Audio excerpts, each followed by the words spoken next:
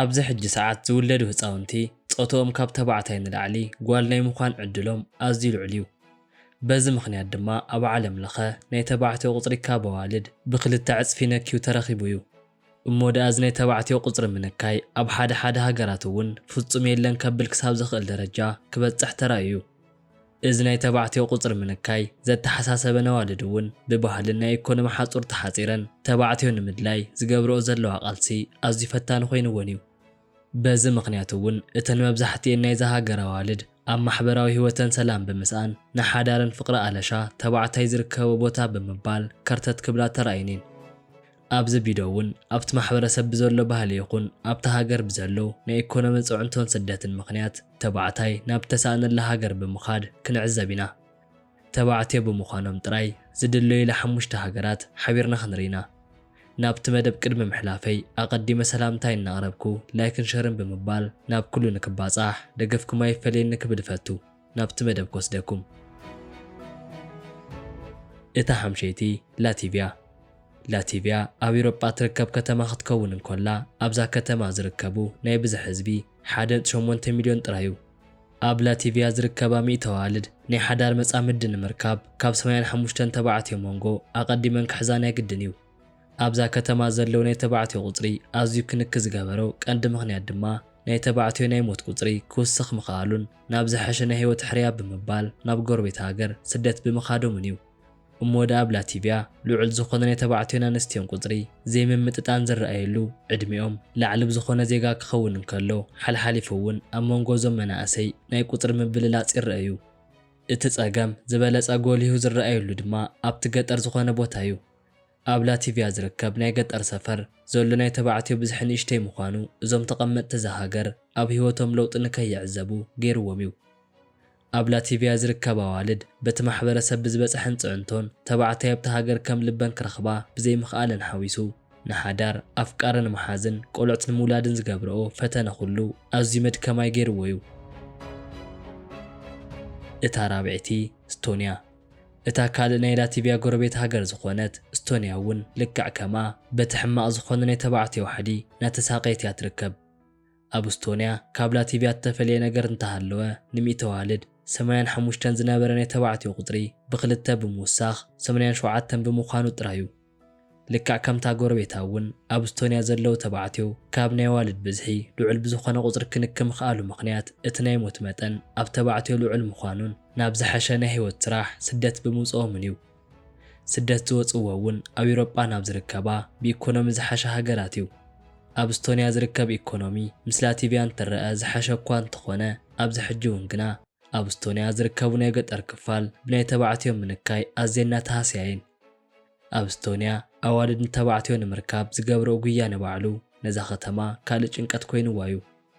ኣብ ስቶንያ ውሽጢ ሓዳር ምምስራት ብርእሱ ውራይ ንምድላው ካብ ዘለዎ ክብደት ንላዕሊ ነቲ መርዓዊ ምርካብ ዘድክም እዩ ዝመስል። ብኸምዚ ምኽንያት እውን ካብተን ሓዳር ዝመስረታ ኣዋልድ ንላዕሊ ቆልዑት ወሊደን ሲንግል ኮይነን ዝነብራ ኣዴታት ኣዝየን እናወሰኻ መፅአን እየን።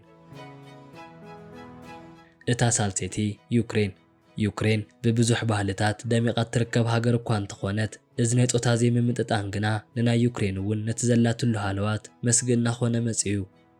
ንብዙሕ ዓመታት እውን ብኸምዚ ናይ ፆታ ዘይምምጥጣን ፀገም ክትሓልፍ ተገዲዳ እያ። በብዓመቱ ናይዚ ሃገር መንግስቲ ነዚ ፀገም ንምፍታሕ ተፈላለዩ መፍትሒ ይኸውን እዩ ዝበሎ መገድታት ዋላ እኳ ተተጠቀመ ሕጂ እውን ግና ኣብ ዩክሬን ውሽጢ ን100 ኣዋልድ ማዕረ ዝመፃሉ መገዲ 86 ተባዕትዮ ጥራዮም። እዚ ናይቶም ተባዕትዮ ውሕድ ቁፅሪ ድማ ካብ ገዛ ናብ ገዛ ኣብ ምብራቕ ዩክሬን ውሽጢ ብዘሎ ናይ ኩናት ከይዲ ምኽንያት እናነከየ እዩ ዝርከብ። ብኸምዚ ኩናት ምኽንያት እውን ናብ ወታደርነት ዝኣትዉ መናእሰይ ተባዕትዮ ናይ ሞት ቁፅሮም ክውስኽ ብምኽኣሉ ነዚአን ናይ ዩክሬን ኣዋልድ ናይ ሓዳር መጻምድ ንምርካብ ኣዝየን ክጽገማ ገይርዎን እዩ። ዩክሬናውያን ኣዋልድ እውን ተባዕትዮ ምድላይ ጭንቀት ካብ ዝኾነን ጸኒሑ እዩ። እዛ ኣለሻ መድከማይ ብምዃኑ ንሓዳር እኳ ተዘይተረኽበ ንግዜያዊ ሓጎስ ዝኾኑ ኣወዳት ክርከቡ ብዘይምኽኣሎም ኣብ ጎደና ወፅአን ክምስክራ ጀሚረን እየን።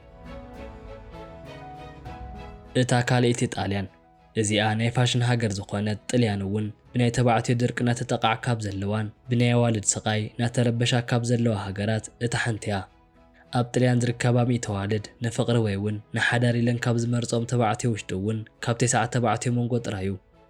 ልክዕ ከምተን ካልኦት ሃገራት ኣብ ጣልያን እውን ናይ ተባዕትዮ ቁፅሪ ውሕድ ምዃኑ ዘምጽኦ ናይ ማሕበራዊ ይኹን ኢኮኖምያዊ ጽዕንቶ ዋላ እኳ እንተሃለወ ምስተን ካልኦት እንትነጻጸር ግና ጉድኣት ዝበጽሓ ኣይመስልን።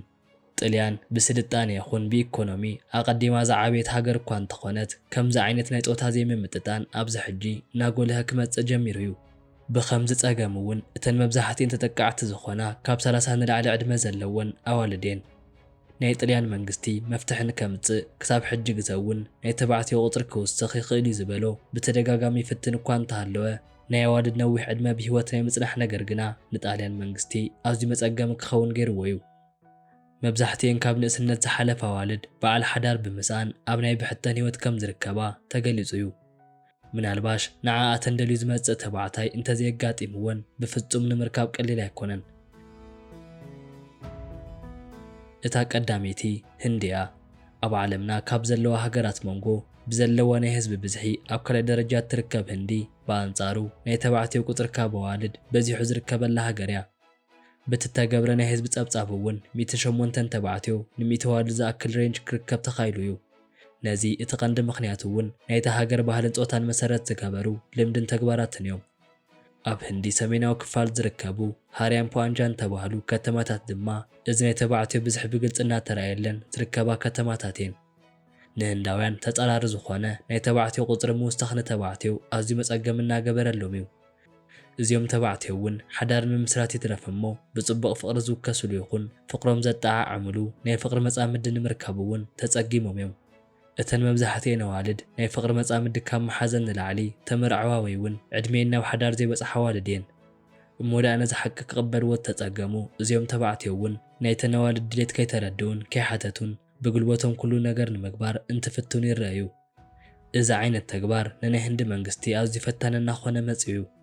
ምናልባሽ እውን ኣብዘን ሃገራት ዘሎ ወይ እውን ንኽነብር ዝሓስብ ሰብ እዚኣቶም ሓቅታት ክቕበሎም ናይ ግድን እዩ።